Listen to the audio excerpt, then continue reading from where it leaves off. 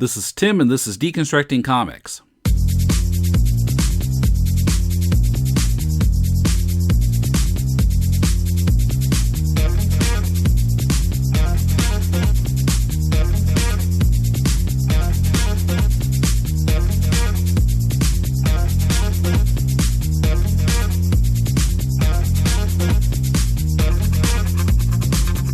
Welcome to Deconstructing Comics. This is Tim in Tokyo.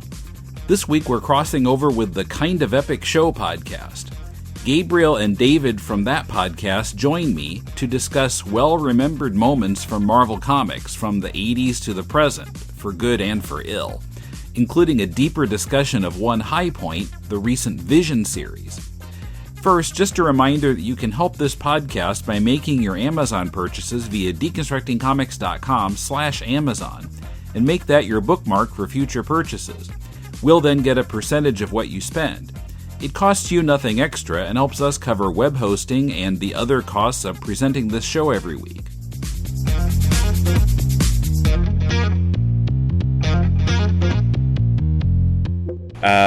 We are here with Tim Young. Who are you here with? Hang on a second. Gathering your thoughts. Yeah, I'm getting my notes up here, and I haven't started recording yet. I'm just doing it for a little bit because we kind of have if you listen to the show, have a loose style in terms of the opening, just letting people get acclimatized to the fact that we're going to shoot the blank, as it were. Yeah. Is it okay to curse on your podcast? I'm not saying I have a filthy mouth. I've been trying to figure out how to handle that. Yeah, so I just started recording.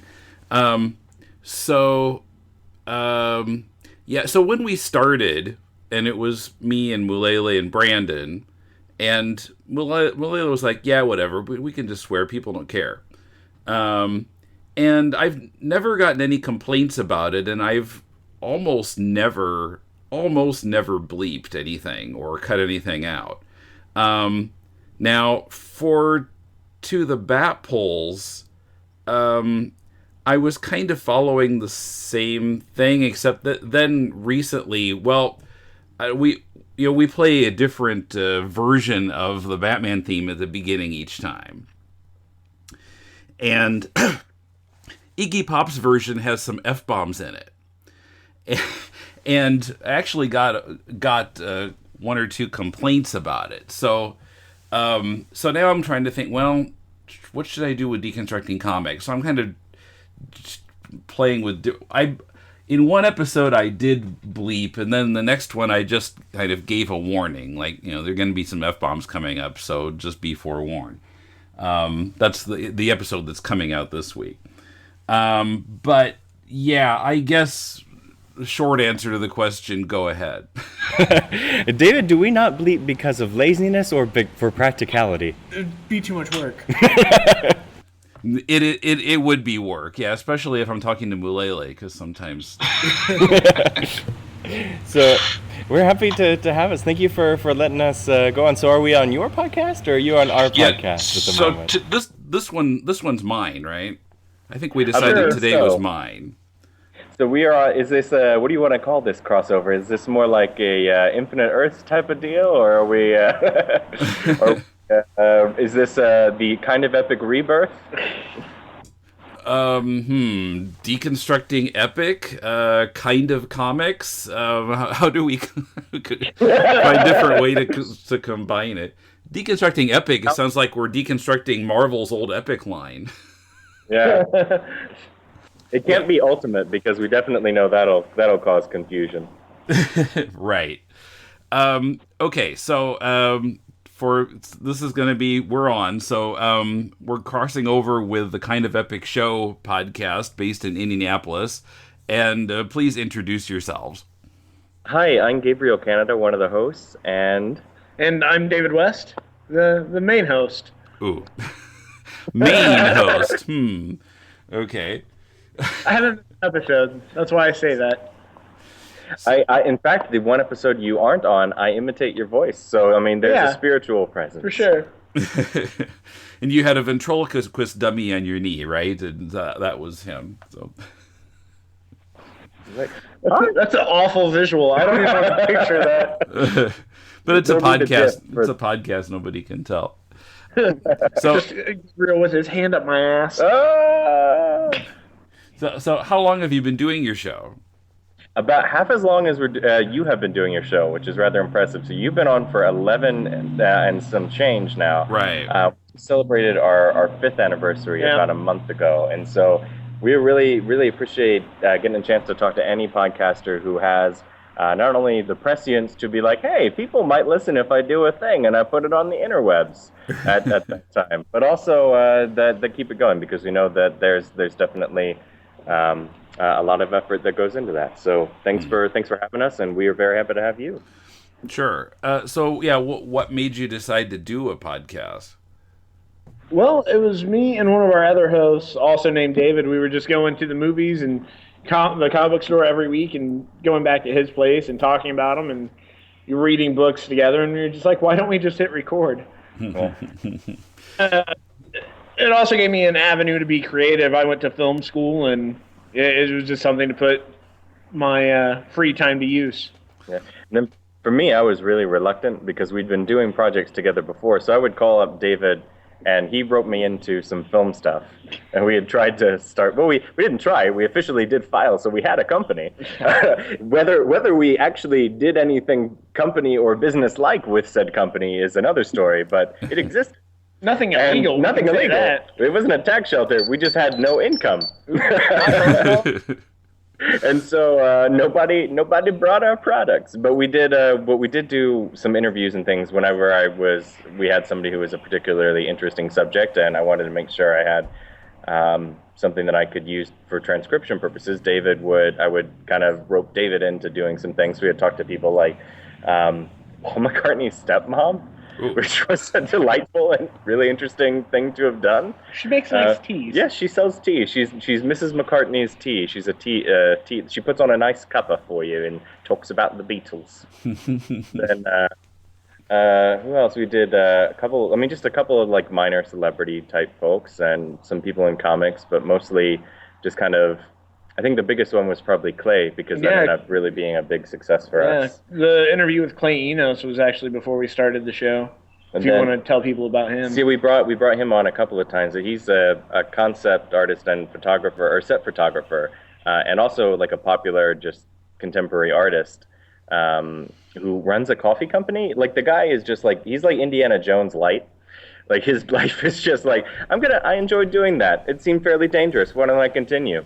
So that ended up, he became friends with director Zack Snyder, and so Warner Brothers really enjoyed his work. He put together a book for Watchmen, the art behind the production, and it's just an absolutely drop-dead gorgeous book. And then my favorite thing is that with the coffee tie-in, he actually brought to life the Night Owl coffee that's in the made by Veet Industries that's in the show, or that's in the movie. So it's in a scene that they cut, but like, he made the comic thing real because he's an artist and he was able to do that. And he made it so real that he got sued by the Chock full of Nuts coffee company because it was too realistic. It just seemed like a 1980s product, and it seemed way too feasible for them. And so that had a great like comics tie-in. That was probably where we realized like, okay, this is nerdy and it's kind of the subject matter that interests us. And David pressed the space bar, and it was like a couple of weeks later, I decided to come in and start doing interviews for him. I see. Yeah, so the filmmaking aspect, I did notice that when we were emailing, that I think the sender line said something about film. So are you both filmmakers, or? It depends on how our business partner would decide that. It's more like the production side of things. So if I had one skill set that I could bring, it was getting people to do things for free. If you're an independent filmmaker, it's quite handy. So we did do a couple of competition films. I actually we met at a movie theater, and at the Showplace 16, which is now something else. And then we worked together at a local public broadcasting station at WFOI. So we always intended to do that, and it kind of stuck. So there will be some films, and you can actually go on our YouTube page, which is Darth Daw 37, Or just our website. Or just our website, kindofepicshow.com, and you can actually see all of our 48-hour entries, including a short film about some superheroes. So. Yeah. Okay. Now, your show, Kind of Epic Show, I listened to one episode, and I was kind of looking at the topics of the other ones, and it seems like you cover like a lot of different media, right? Yeah, we don't just stick to comics. We cover movies, television, comics, video games. It's just that geekosphere, if you would. Mm-hmm. Yeah. Yeah, I saw something about games and some about movies and TV and whatever. But maybe geek universe ish. But so what comics are you into these days? This is a great question for David. I guess, he sent you a picture that showed comics that he's less into? We were kind of talking about Marvel's recent problems, and he sent a photo of a stack of unread Marvel comics. There had to be at least 200 books. No. I don't even know how many are in that stack. I mean, it's a good portion, but Marvel's just been on the back burner. I just haven't been interested in Marvel. DC's putting out, I think I'm getting roughly 21 titles from DC, and keeping up on them every time I get them. It's crazy, the amount of quality they're putting out at the moment. Everything's enjoyable. It's fun. It feels like the classic DC characters that I fell in love with as a kid. It's crazy. I want that back for Marvel. I miss the days where I could go to the comic book store and the first things I would read were my Marvel comics, especially like the Spider-Man titles. Those would always be the ones I would gravitate to. Like going back when I first started collecting, Michael Straczynski was on Spider-Man, and they were real. They felt like real personal stories. Peter was a high school teacher at the time, I believe, and I just there was one issue where it was one of his students was having a drug overdose, and his little sister came and found Peter to help him. And it was a story that didn't involve Spider-Man, but just involved Peter helping out one of his students. It was a wonderful story. Mm-hmm. So yeah, teachers have great responsibility as well. Yeah, Straczynski's run, I remember having some high points and some really bad low points. But yes, it does. The Osborn children. Shut up. I think that's actually something I think I've read. Sorry. I did not read the high point of that. Well, yeah, I enjoyed the first part. I know some people didn't really like Ezekiel. Spider Totem, yeah. But, that part was okay. But, then when it got into Norman Osborn and Gwen and all that, you notice that they never bring that up now. Never. Well, they're about to do their relaunch, so we'll see, yeah. Considering how well they judged what people want thus far. Yeah. I want to be a really great Ringo. Why don't we make Cap a Nazi? We have clones, and no one thought they would ever bring back the clones, but they brought back clones. I remember they really liked that clone storyline. Well, yeah, I think the thing about the clones, I think the reason everybody feels like they hate it is because it went on too long at the time. And I guess like in Sean Howe's book, he talks about how they kind of had to go into a holding pattern for other reasons. I don't remember the details now, but they had originally intended to wrap that up much faster. But then it went on so long and the ending was so unsatisfying. I think that's why everybody feels like they hated it now. I read what Slott's done recently, and that was fine, I guess. And I don't know. I'm more like, I'm kind of over the Parker Industries stuff. I'm wondering if Legacy is going to put him back in a humbler setting. I don't know. I kind of like the Parker Industries. I like seeing Peter at his full potential, but I definitely get where you're coming from. It would be nice to have him go back to his grassroots, I do kind of feel like it's always underappreciated, like the things that his intellect actually spawned, like the practical applications for things like the synthetic spider fluid, like, we can now go in and cure arthritis, or with these we can make an adhesive that will make construction more feasible in the developing world, or we can, I don't know, we can stimulate stem cells or something based on the way that spiders stimulate. I mean, because he just seemed to have that ability to just, relate to that biomimetic stuff. Like he doesn't just come up with. I mean, he just comes up with that. Not because he's bit by the radioactive spider. I think it doesn't just. Well, I would even be okay with going back to when Peter was a member of the FF and was mentoring children. Yeah, I thought that was a nice aspect of the character too, because it felt like a natural progression of him being a teacher. He's still focusing on kids, giving them this great message of with great power comes great responsibility. Oh yeah, I'd forgotten about that. Him being in the FF. When Johnny Storm was supposedly dead. Yeah, don't remind me of that. Oh, with the tears and the crying. That famous panel with him sitting on top of I'm forgetting the name of the dang tower. Sitting with on the Baxter Building. On the Baxter Building with Franklin Richards talking about his uncle, and then telling him that it was essentially his fault that his uncle had died, and he felt bad because, of course, he has the ability to see into the future or manipulate events potentially, and so he felt responsible for no reason, really. And that was just that whole thing. I don't want to talk about it because it's incomprehensible crying. But that's things that Marvel can do. They can make you have those feels, and they haven't touched that in a long time. I do feel like, because we spent our last episode and a portion of the last episode following that it's been a whole episode talking about Secret Empire, and then David had seen the Free Comic Book episode or Free Comic Book Day thing that had made me so angry, and then he saw it, and then he's just like, oh, never mind. I guess my judgment was reserved inaccurately. And so that ended up being another 5 minutes there. But right, yeah, that was actually the episode that I listened to, and I have not seen that picture myself, but yeah, I can certainly get where you're coming from. And it's just the imagery feels so irresponsible. It's not. I get that they're probably intentionally leading us down a blind alley, that it's not necessarily how things are going to go.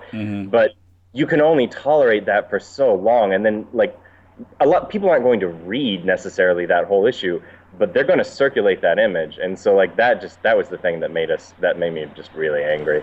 And I don't know if I'm putting words into David's mouth, but it seemed that you shared the sentiment. Only because you're a fan of Cap. We were at a convention that weekend when we contacted you, essentially, that he was there to get his dad's copy of Avengers #4 signed by Stan Lee. So yeah, he's a Cap fan. So, don't necessarily appreciate I think anybody could appreciate the idea of okay, what if he's actually working for the bad guys for once. It's just to make it explicit and to lead it in this way so that you have to do some kind of apology. When you're arguing no, they're not Nazi. When you have to do any degree of Nazi apology and then you have to have Captain America in the same sentence, you're just nope, didn't sign up for that. And Magneto. That was more angry. And if you did that just to make us angry, if you did that just to get controversy because you knew that it's going to be just a variant cover and actually serves no story purposes, that seems more damning. That seems actually more just you knew what this imagery represented and you didn't care. Well, and I think it's just another example. So I sent you the Brian Hibbs column from, I'm not sure if it changes to Japan time here, but I'm seeing it as posted April 26th. Yep. And he's talking about how the market has changed and Marvel doesn't get it, and that they've actually Marvel has chased away a lot of their readers by putting out, too many tie-in books and, a whole line of books, and the audience now doesn't want that. And Marvel just doesn't seem to get why they're having problems, according to Hibbs. Did that sound right to you? Absolutely. Yeah, I agree as well. Because it talked about both perspectives, about long-term readership. So somebody who's more like David, who had been picking up Marvel titles, a majority Marvel titles, in terms of his readership for, like you said, essentially his whole childhood and adult life. For me, I was getting interested in the more diverse, the more, I think, frankly, joyful storytelling that Marvel puts out. For me, it was the Margaret Stoll stuff, Captain Marvel, Miss Marvel, the great, the Invincible, or what did they have, Unstoppable Wasp that just came out. I really enjoyed. That's me getting back into it. Titles like that, but it's just like I don't want to have to buy 7 books to get one storyline. Yeah, at $4 a pop. Well, I literally have found this, like, financially, it was not, I'm a broke nerd, and I had to give it up during the tie-in events, just financially, I couldn't support it. Yeah. And David had to go to, stop doing his local comic book retailer because he couldn't afford. Yeah. He didn't give up on buying them, but he just couldn't either read them all or buy them at the full price. Yeah, Marvel really hit me during, even, let's say, Secret War, where they had all these tie-ins that actually didn't affect the story at all. Yeah. Buying way too many of them, expecting I would need to, and I didn't need to at all. And they were of subpar quality. They're just like, why have I done this to myself? Yeah, I've gotten so I just kind of ignore that. I mean, I most of the events the past 5 years I've just ignored. I think, well, Secret Wars 2 I read, but otherwise what was it? After Fear itself, I just kind of said, I'm done with this. Yeah, understandably too. Yeah. Because that one wasn't so good. But then I've got a budget. I don't have much time to read either. I buy a few comics and then I get months behind on those. Just because I'm reading the next thing I need to read for the podcast, and I'm reading the news, and that just kind of sops up my reading time. So, yeah. Well. Oh, go ahead. Sorry.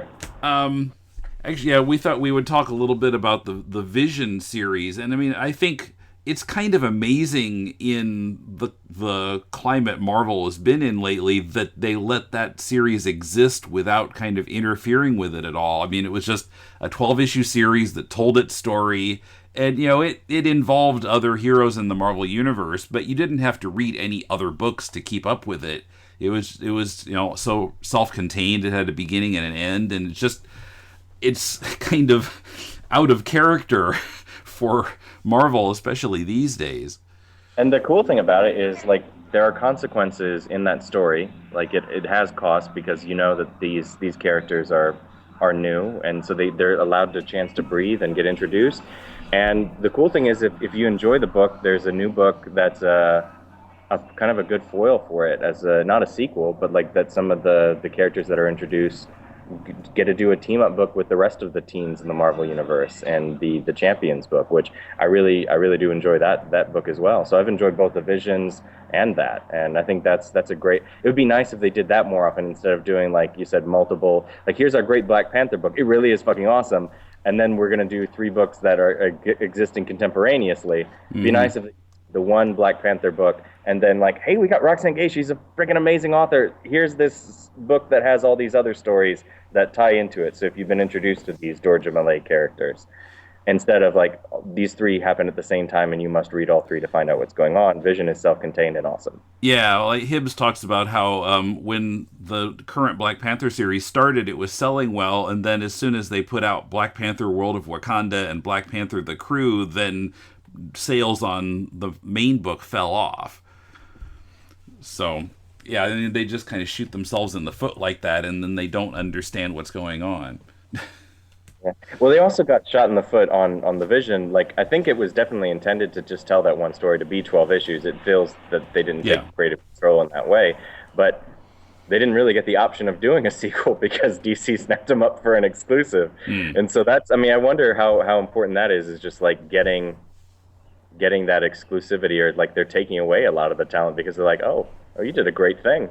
He was, at the same time he's putting out The Vision, he's putting out a book at DC called The Omega Men, which he at first thought he was maybe going to get a 12-issue run eventually. And they also gave him Batman. Yeah, but then they're like, yeah, this is great. We're going to give you Batman. He'd been doing backup issues like for James Tynion IV. And actually, he was there was a joke when we met him at AwesomeCon and C2E2 for a couple of years, kind of con buddies. He was the backup for James Tynion on a panel that I was doing, and he's like, "Yeah, this is working well for me so far." He couldn't talk about that he was going to do Batman the following year. So Coming up, we discuss The Vision by Tom King and Gabriel Hernandez, Walta, and more. I mentioned last week that we hit a Patreon goal, which meant I need to make episodes 116 to 130 available again. I'm gradually putting them up in reverse order. In the left sidebar of our site, scroll down to Archives and click May 2008 to see the most recently added episodes. And now we're only $8 away from our next goal, which would obligate me to make episodes 101 to 115 available again. So make me work harder by making a pledge at patreon.com/deconcomics.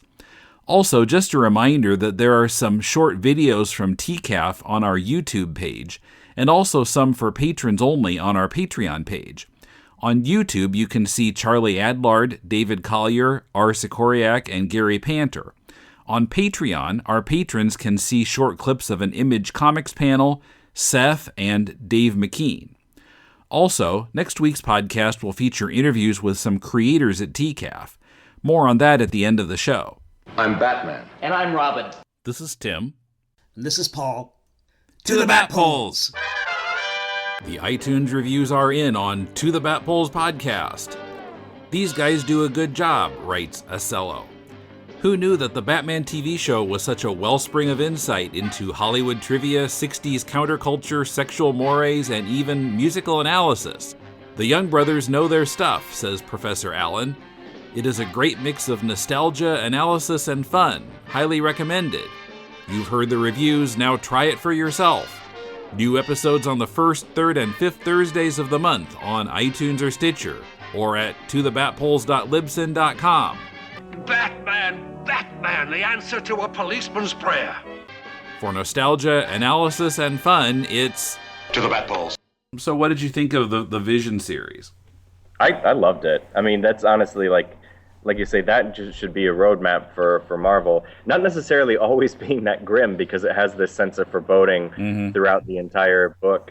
The fact that it's narrated, it kind of reminded me of the, and this is another kind of book I'd recommend or so that I like. So maybe it's just a particular style of book that I like, but it reminded me of like the Chilling Tales of Sabrina book, and that it has that definitely. Like. It takes like the 1950s, 1960s, like happy picket fences, white picket fences, family tropes, like kind of that classic Americana vibe that the Vision clearly is wanting to aid, and it makes that subversive in a way that gives it credit. It isn't really as ham-fisted, but like those visuals of like the happy smiling family and like the or the mom having to go bury a body or do things like that. Like there's another book, I think Dark Horse has a book called Lady Killer that has a similar vibe. It's like a 1950s, 60s housewife who is also an assassin.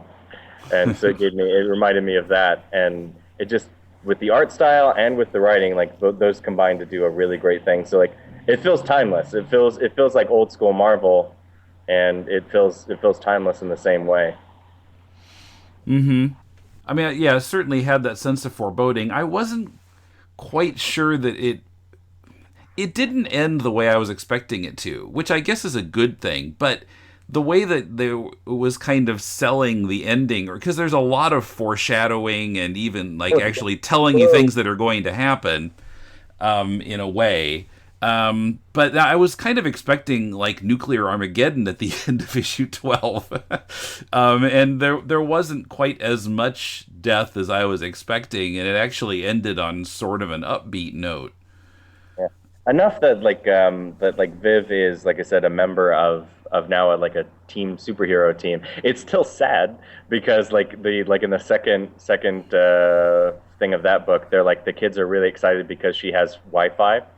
And like they have to get her Wi-Fi password, and it's a callback to one of her dad's books, and it's Can Androids Cry is like her password. And you're like, oh yeah, that's right. Your life sucks. Yeah, but I also sort of felt like I sort of felt like the idea had been done before. I mean, I guess there aren't any new stories, as they say, but I just felt like it was sort of referring to some other things that already exist. The idea that, the robots were living together as kind of a family was going to be sort of a sinister thing. Well, it seems interesting because it's more about like the expectations that are put on him. So like the Vision doesn't have a perfect idea of what it means to be human. Like he's always got like the foil of. I mean that's like I said the famous quote from an early Vision story is can androids cry too or whatever. Mm-hmm. And so like it's the idea of like expressions of that emotion and those interactions are important, but also like it's him getting agency as well, like as a character, because he points out like in an early story to the principal, he's like, "You have saved the Earth 37 times. I've counted." So like he has he has that kind of calculating relationship to humanity as well. Like he's like, I've paid my dues, so like you guys owe me this. Let me have this respite. Like again, 37 times.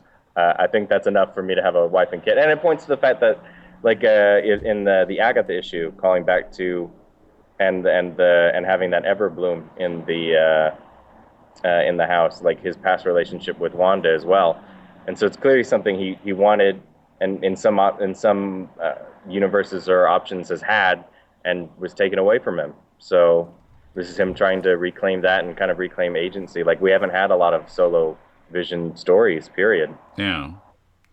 And so I like that angle. So I feel like it doesn't necessarily have to be unique 100% of the time, and it's unique as applied to the Marvel universe. You know, it's like telling this tale with these particular stories. And for Marvel, it feels certainly new. I think pointing out. So it doesn't have to be like Joseph Campbell, like reinventing the wheel. Like you said, I guess there are only so many stories. Yeah.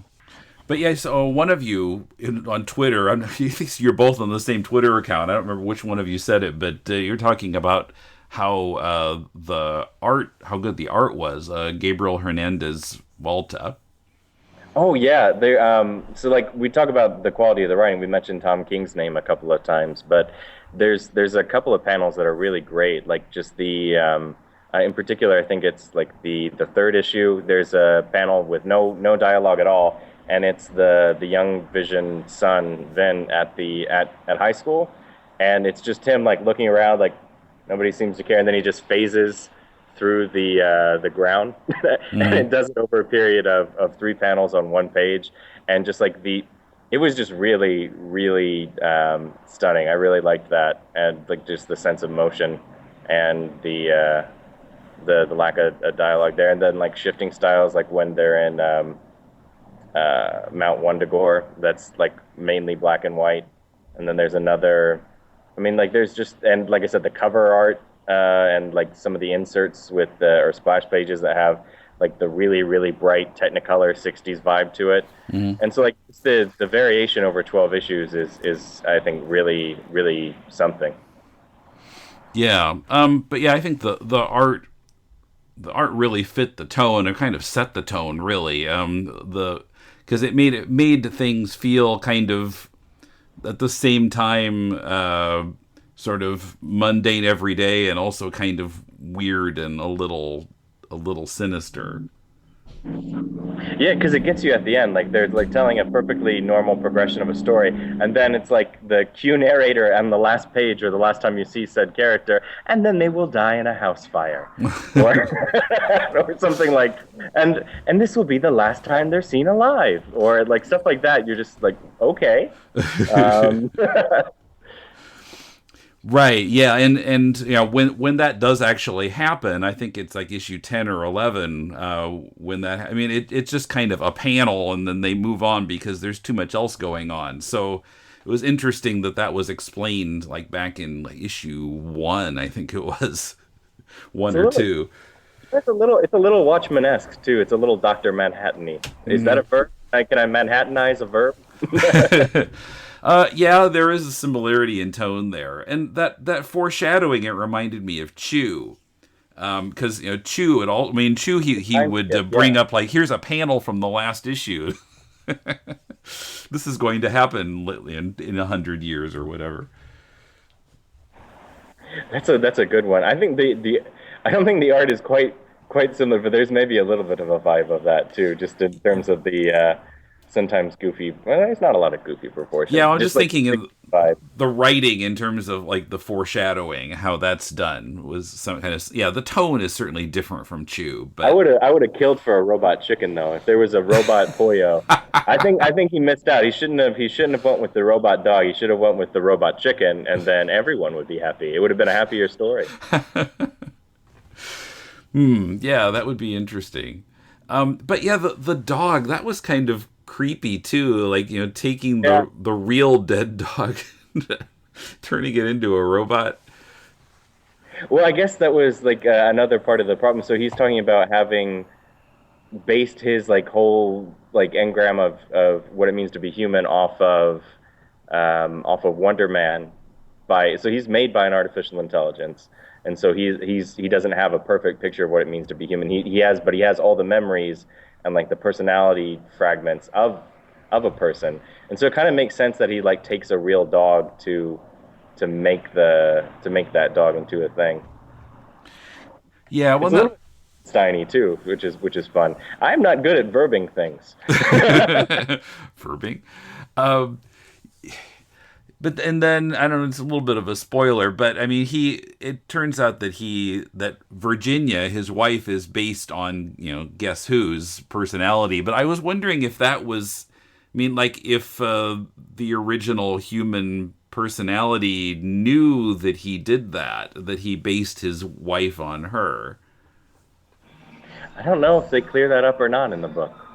Didn't seem like, I mean, it was clear from that whole flashback issue that that's where she came from. But yeah, I didn't think it was ever clear if she knew what was going on. Yeah, she definitely has a more. I mean, I want to say she seems to have a more human personality overall. Regardless, like she keeps correcting. Well, he keeps like essentially mansplaining her on elements of humanity. It's like, I have much more observation of humanity, and you have the exact same memories and protocols. So honestly, dear, go to bed. That happens in one scene where he's just like, or she's trying to like ask like, why do we have to send the kids to school? Like they're kind of like super sentient robots and they can download whatever information. He's like, dear, it's just an important thing for teens to do. And he's like, I don't think you understand teenagers.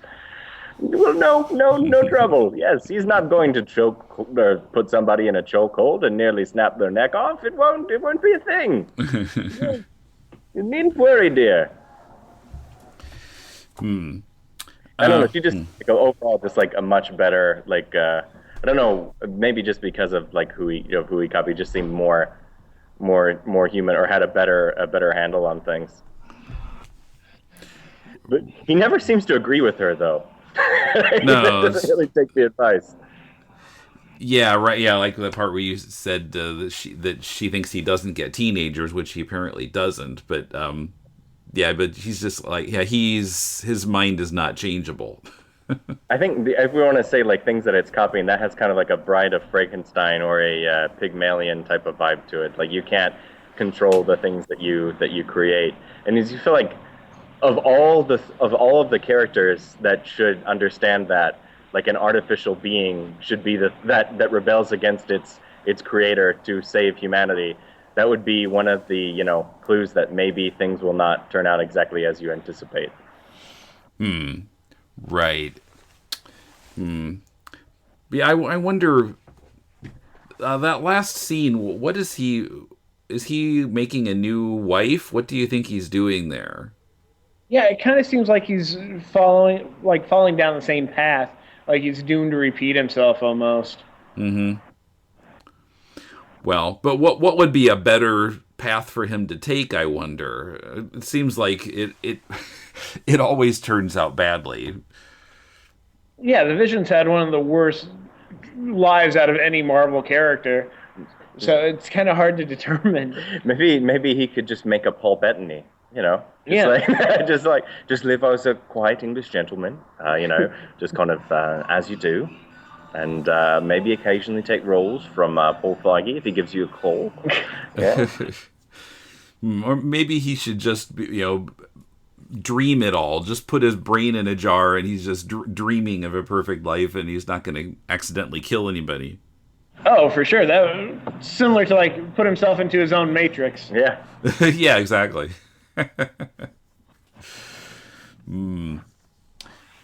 So, I wanted to ask you about podcasting. I mean, there are a lot of comics podcasts, and I'm just wondering and I've been attempting to make it into a business, but at this point, I'm starting to think. I mean, there's so much content out there, and kind of the leaders in the field are established. Come to the right place. Is there any hope for the rest of us to get any more listeners than we've got? I think we're good at telling people what not to do. we can at least dispense advice of how not to make money. So you can decide to not embrace new technology like Patreon, or to reach out to. I think essentially at this point it seems like you just have to become a shill for MeUndies, and also. Well, yeah, but I think you have to have enough jokes. Listeners before you can get a sponsor. Yeah. Oh, for We sure. actually reached out recently to a new podcasting company, just like a network. And the thing about podcasting, it does seem as though it's a little bit like YouTubers when they were at the start, where there's a lot of a collaborative environment. Obviously, you were kind enough to come on our show, and in this case, even though it's like they've got like 5 of the top 10 iTunes shows right now, they were kind enough to respond like, we're not selling our service necessarily, because they'd advertised themselves, like the actual company, I'm spacing the name, but they'd advertised themselves more as like a service for podcasters than a podcast network. But they're a podcast network, and they were just essentially aiming to show like how they build content rather than like what they can do for existing podcasts. But they had snatched up existing brands to build this podcast network, and so that's why I was kind of confused. They ended up responding kindly though, and like saying essentially like, just give us your demographic numbers and we'll put you in touch with our advertising partners. So there was a very unselfish relationship that existed there, and I think you'll find that a lot of the time in terms of those. So really just look to who and what is successful. We really enjoy going out and seeing other live podcast tapings, or getting to interact with people when we have the opportunity. A lot of them, they just build around content around, or to sell around like the personalities of the podcast. So they just like quotations, things that kind of stir up, then they put that on shirts or things like that, and just you try and do that as like a sell per person basis. So it isn't necessarily you print these yourself so that you have the production costs, but online stores where people buy that, you have the template up, and so they make it to order rather than shipping like that, so that there's not a lot of overhead costs. Because if we're doing things right, we shouldn't have a lot of overhead costs for podcasting. I think for the growing concerns, it's usually things like having a studio so that you don't hear cars whizzing by. We've had more professional podcasting spaces at times, but often it's just like a basement recording space, or it's a space that we've set up with a broadcasting partner at a show for doing a live show. So, I mean, I know that's a bit of a meandering answer, like anything on our podcast, but I hope that that's somewhat helpful for you or for anybody who's out there, is to just look to successful things. Like some of the people that we went and saw, like Dan Harmon, Harmontown, or the Nerdist Podcast Network, and occasionally they're very kind and very unselfish in terms of their time for people who are starting new podcasts, and like often answered questions. Actually did a kind of a small partnership with them on outside of the podcast for some Doctor Who screenings a couple of years ago. So like they definitely interact, and they're nerdy people. That's why they got interested in the first place. Yeah. I don't know. Maybe that's the route I need to take. I'm not sure, but I'm sorry to interrupt, but we've actually had a couple times where one of our episodes, one I can think of was the last time we had Clay Enos on the show. He was talking about doing the behind-the-scenes photos for Batman versus Superman, and we posted that the day before that first image of Ben Affleck's Batman came out. That episode got posted everywhere, and you know, one person got a hold of it, and all these other outlets decided to reshare it. We did have to reach out, but yeah, if you've done a really good job of getting. You curate the show a lot better than we do in terms of keeping it. So you have one subject, and it's comics, and you do it really well in terms of getting your industry guests on and having panels where you get a lot of good content. That article you sent, I had found previously because somebody who you'd had on the show, Deb Aoki, who I really enjoy. In fact, I am now Facebook friends with that author because I thought it was such an insightful thing, and we had a bunch of mutual friends. And so I think you'll find that quite often is that it's more of an there's no Kevin Baconing in like comics. People are very accessible. There's like 1 degree of separation at best, or they're not trying to be separated in any way because it's still such a small market thing. Like you can have a successful book that sells a couple thousand copies, and if that's going directly into the creator's pocket and they're making enough to keep the roof over their head, they want to promote that. Oh, yeah. They are very interested in helping that get out of the door, and so they're very generous with their time. And you've clearly seen that. You've had some good people like Dan Jurgens, or we've been good enough to have Mr. X-Man himself. Yeah, Chris Claremont. Oh, wow. And that was one of the rare interviews David did. Thank God. I handled that one all myself. Chris was so willing to talk to his fans, and I ran into him at a con. I told him who we were and what we were doing, and he was just the easiest person to get a hold of. He was like, "Yeah, here's my personal email. Let's set something up." He gave me his personal cell phone number, so we just sat there and had a conversation. I would say, if anything, like if you were worried about getting your word out, it's really aggregation. It's having a place online where you share. Like I came from the first television station I worked for was Current TV, which was actually just like it was a television station, but I worked on the online side. It was a content screener, so just made sure that everything met legal standards. Nobody was posting anything illegal or uploading content that they didn't own that we could potentially we could not put on the television. So read into that what you will. There's a lot of explicit stuff, and it's like, this is a news website, sir. What are you even doing? But it was that aggregation model. So we were picking up. There was original reporting, but a lot of it was coming from elsewhere. And so that's really. I mean, we just now got a web presence after 5 years, which really slowed us down. But but we'd had it before. We'd had a partner with a local indie media website that had a good run. It was an early success in terms of talking about media hype. It was centered around like sequel buzz. So it was about movies and things that were buzzing at the time. And so it had a fairly good following, and we were able to snag up about like 30 or 40,000 impressions a month with our content. And it was just hungry for content. And there are a lot of outlets that are like that. And so for us, like if we knew if we're planning in advance, we had the time. I mean, it's really just a time commitment, because if you know who you're going to have on, or if you know what you want to do that specific month, what's coming out, like what movie, we do a lot of movie reviews. What movie is coming out? We're going to do a mummy thing in a couple of weeks with a mummy podcaster, or a history podcaster, and hopefully get somebody from the film to talk about that, because that week when they need to do the most promotion is a good time to get them on air, and when people will be most interested in getting that content. And then beyond that, it's just like identifying, like, is this story or is this topic an evergreen? Can we just post this whenever? So if we're down content, we can post it then. When we've been least successful is not even when we didn't have a new home, or when we had to shift, like going from one website to another in terms of being our main host over 5 years. It's just when we have gaps, and so that's how you lose listeners is just when you're not able to post consistently.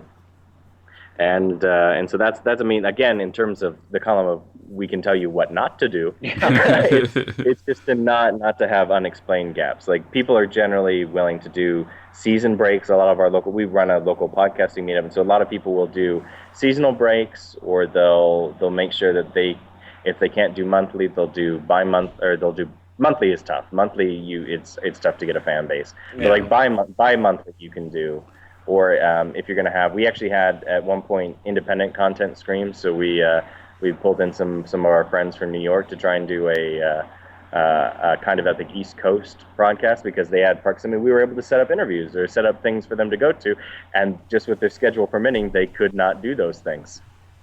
And so it ended up being like, you can do it from anywhere. Like, you're broadcasting from Tokyo, we're broadcasting from Indianapolis. Indianapolis is not exactly a media epicenter the way that Tokyo is. And even for you have difficulty finding English language guests necessarily. Right, yeah, I don't very often interview local people because of that. Yeah, it's most often done on Skype, or like lately we've had interviews that Coombe did at Toronto Comic Con. So now recently what's happened is I've got these other people in different countries who are sort of contributing episodes, so that makes a difference. Now I've got almost too much content lately, and things sit around for weeks before they come out. We've gotten periods of time when we just like did a glut of too much, and then we just weren't able to get around to putting everything out there. And so there's definitely a chance of like over promising things. But if it's just like we'll have an extra special episode that week, or we'll put content together, that's people generally enjoy that. There's no like need to necessarily like, yes, let's let that episode marinate for a little while. just see how our little iTunes friends are going to look at that. Yeah. If it's something that we think is generally good content, and we don't mind having a mild gap in between the time, just so that we know we're going to get it out, or having a different length. But I guess consistency really is one of those things. We actually just kind of spitballed for a good extra 5 minutes that probably shouldn't have wound up in a podcast this week, because we're like, hey, we can get them to be uniform length again. And so like we don't do this all that often. But yeah, I mean, I haven't had any trouble with consistency. You might have noticed. I mean, it's been coming out. I've been putting out something, every Monday for 11 years.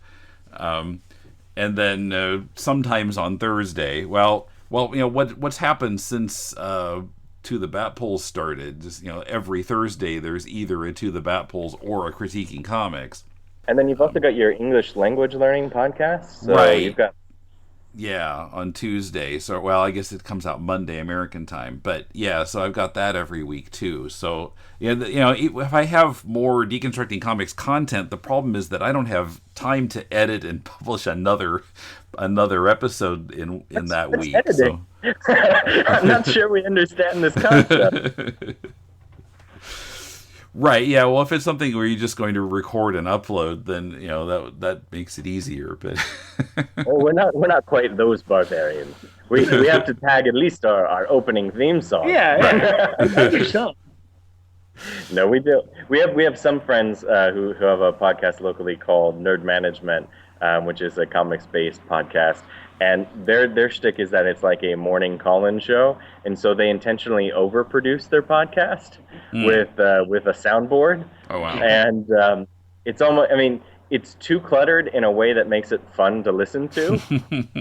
Ours is kind of the opposite in that it's not very cluttered, and I'm not saying it's not fun to listen to, but we also people keep coming back. Keep coming back. But the idea is like we said it in our name. We just want to. We're Midwesterners. We're nose to the grindstone folks. We want to set the expectation bar where it should be, and so that's why we're not saying it's the really epic podcast. It's just kind of epic. So like if we have a really great guest that week, or we have some really good takes on things. That is bringing the epic. But if it's not so great, you get what you pay for. Yeah. So it's just trying to be honest with the marketing there. Mm-hmm. Speaking of which, like we haven't talked about. I know we're gonna do. This is still your podcast, so you are still at the driver's seat. But speaking of driver's seat, I'm doing a bad segue. Batmobile. You have a show at Batman, and then the Batman. Yeah, To the Bat Polls, right. I'm bringing this up because I don't know if I'm going to have David on Tuesday. And David, I think, has actually seen all of, or at least the majority of, Batman 66. I own all of Batman 66. It's a wonderful show. Uh-huh. Wonderfully delightful. Yeah, exactly. Yeah, well, that's why we're doing a podcast about it. It's one of the shows where people, like, I'll mention that I own it, and people are just like, why would you watch that? I'm like, it's a satire. Just watch it. Enjoy it for what it is. None of the Riddler's riddles ever make a lick of sense, but that's where the fun comes from. Right. Yeah. Well, we found a lot more to talk about than we even expected when we first started it. It's like, we keep going for over an hour on each story arc.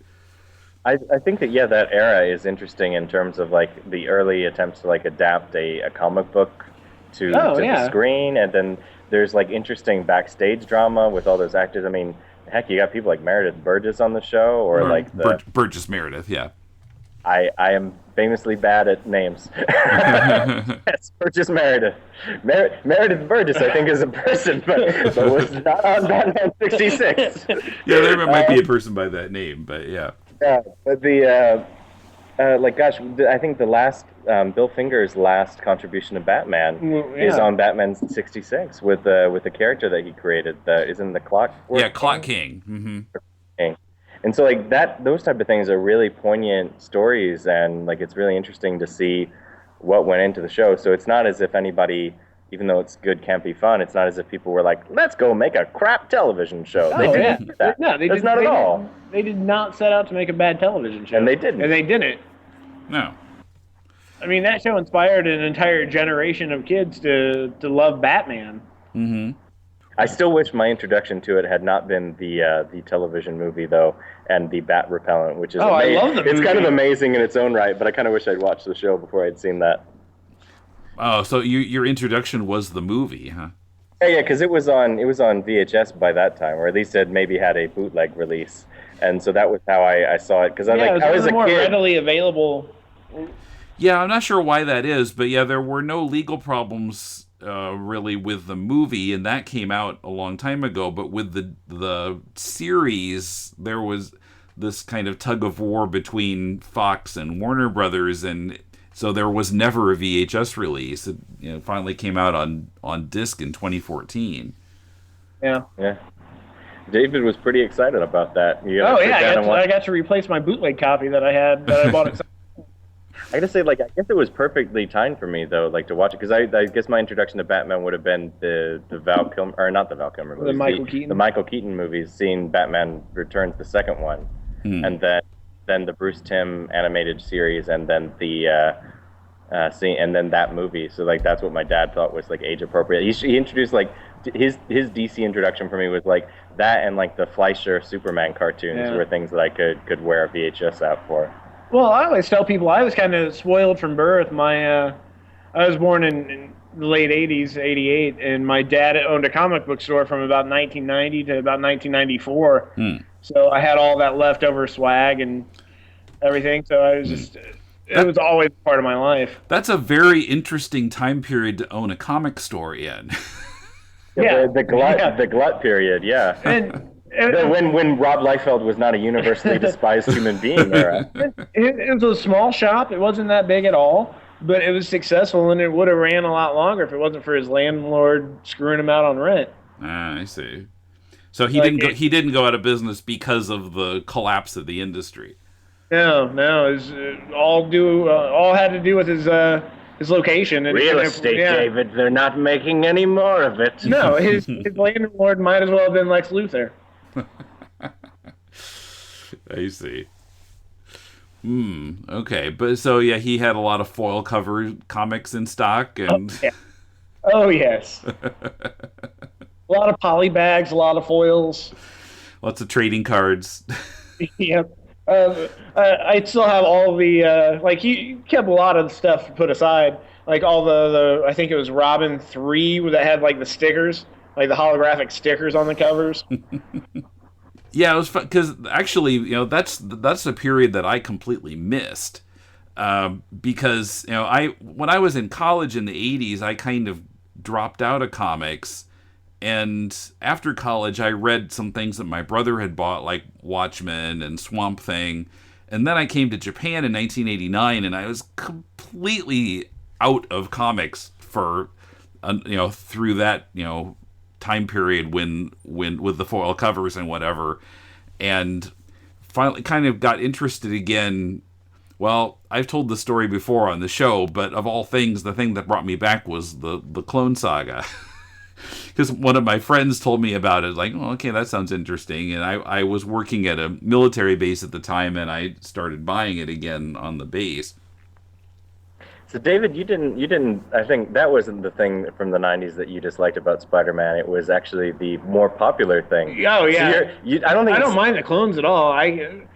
For some reason, in our age group, the symbiotes are the most widely popular characters, and I don't know why. Seth MacFarlane Black suit Seth is... MacFarlane? Did I say? You said Damn Seth it! MacFarlane. I mentioned I'm bad with names. So, McFarlane.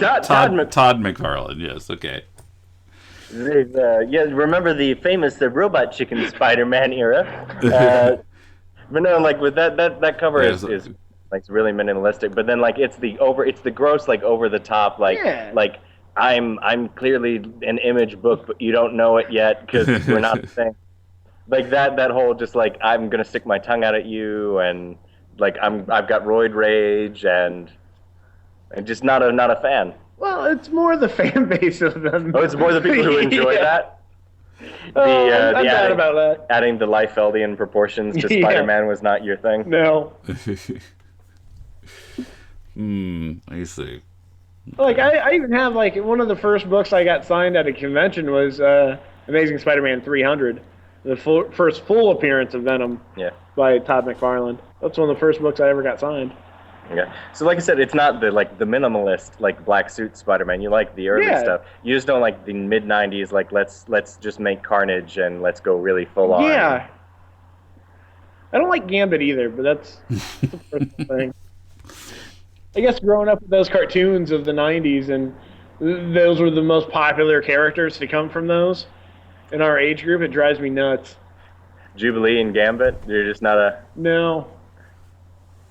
Not at all. I always glommed onto Storm. Storm was my favorite from the Storm and Professor X were my favorite, and that has not changed in any form or media. And it shouldn't. No, because like they're just the most underrated characters. Like their power is like global level destruction or annihilation, and like the discipline it takes not to use that. Like, can you imagine just like having a really bad day if you're either of those people? And you're just like, so my day sucked, and then I decided not to flood New York. So there's that. Or I decided, not to make everybody think that they were a 5-year-old again. Like that takes a lot of discipline because I would go there. I do not have that mental discipline. Okay. So is Professor X currently dead? I'm not sure I haven't read it. Yeah, he's currently very dead. Yeah. He's actually currently dead and to blame for a certain Red Skull mischief. Yeah, a couple years ago, Rick Remender had the Red Skull still. He stole Xavier's brain and mixed it with his somehow. Oh, yeah, that's right. Yeah. And then he took hold of the Cosmic Cube. And then the Cosmic Cube gained sentience as a little girl, and we hate it. Honestly, like, it seems like it's several layers of, like, okay, these are all reality warping. Did you really need to, like, just add several layers of confusion and reality warping here? What is the payoff?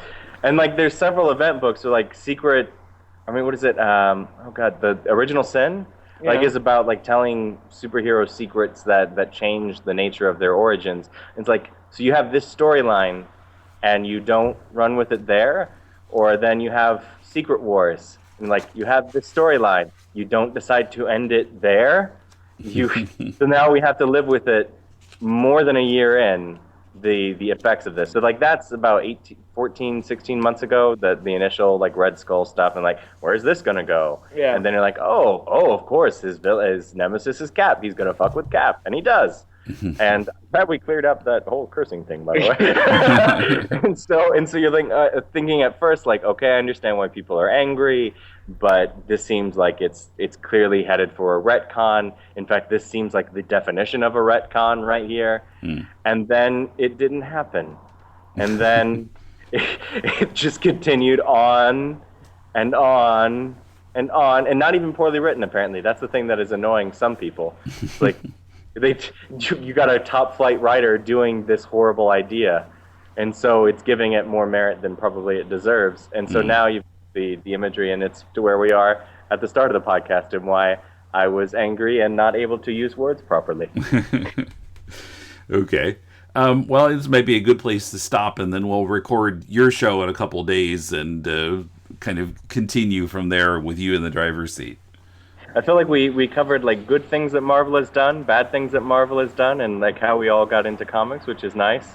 I'll say, like, I got into comics, I didn't say earlier, like, picking them up off of a spinner rack at a grocery store, because that was what I was able to do, and I was a voracious reader at the time, and I knew that I could read a comic before I got home. And so, like, for me, it was the late '90s Spider-Man books and like Spider-Girl, because she had her own universe. It was a jumping on point at the time, and so for a while she was really popular, and I enjoyed that. And also the Supergirl book at the time was really popular, or was not really popular, but was available at Kroger. And so I could grab that and read it. And that's super convoluted and weird, and like involves archangels and aliens and like all sorts of things that are super 90s. And I don't know, there was a level of 90s cheese about that I still kind of love. So like, I guess that's the last bit of like my origin story, since I can't apparently tell things in order.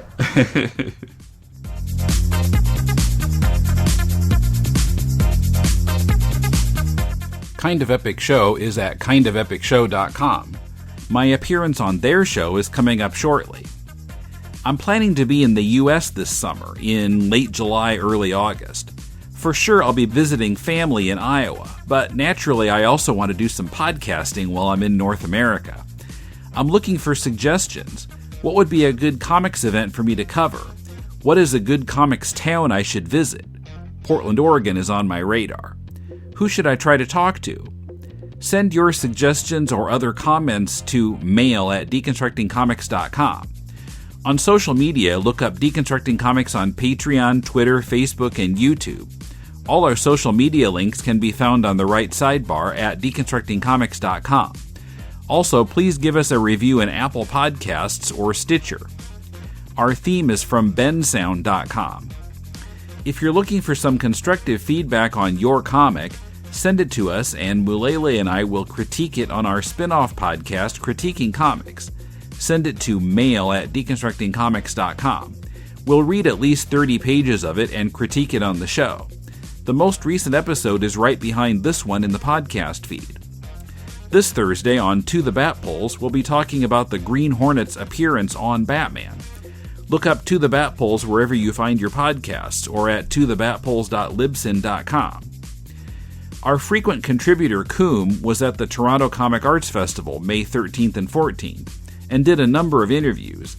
Next week on our show, we'll hear him talking with Dave McKean, whose work includes art on Neil Gaiman's Sandman, Jessica Campbell, creator of Hot or Not, 20th Century Male Artists, Rick Geary, creator of A Treasury of 20th Century Murder, and Charlie Adlard, artist on The Walking Dead. So be here next week. Till then, this is Tim, and thanks for listening to Deconstructing Comics.